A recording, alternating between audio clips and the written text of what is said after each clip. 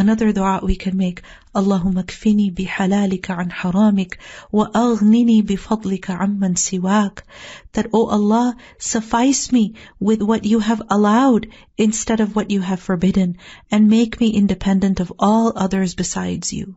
Because you see, sometimes the person is tempted to use unlawful means, to use haram means to acquire money or to increase their wealth. For example, you find out someone takes a loan from the bank, an interest-based loan from the bank of like 300,000, and then they mortgage a house, and then they sell it after a year with a huge profit. So they have basically doubled their money. With no money, they basically earned so much profit. So you are tempted, especially when you see examples like this in your neighborhood, or you see examples like this in your workplace. Or for instance, in many places of work, every person will contribute in purchasing a lottery ticket every month. This is a practice at many workplaces, where everyone will give $1 or $2 every month so that they will buy a lottery ticket. Why? So that when they win the lottery, then everyone will share in that money.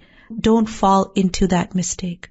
Ask Allah that, Ya Allah, suffice me with what you have made lawful for me, and protect me from what you have forbidden.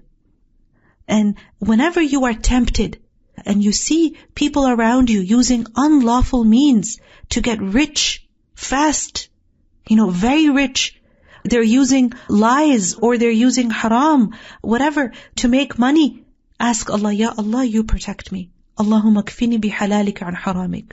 Suffice me with what you have made lawful for me against what you have made unlawful for me. And you make me independent of all others besides you. And you let me be dependent on you and you alone, no one else.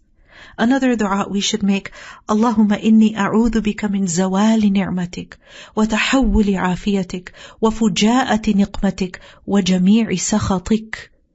That, oh Allah, I seek refuge in you from the decline of your blessings. You see, sometimes you have certain blessings in your life and you're enjoying them, but you don't know if you're going to have them forever.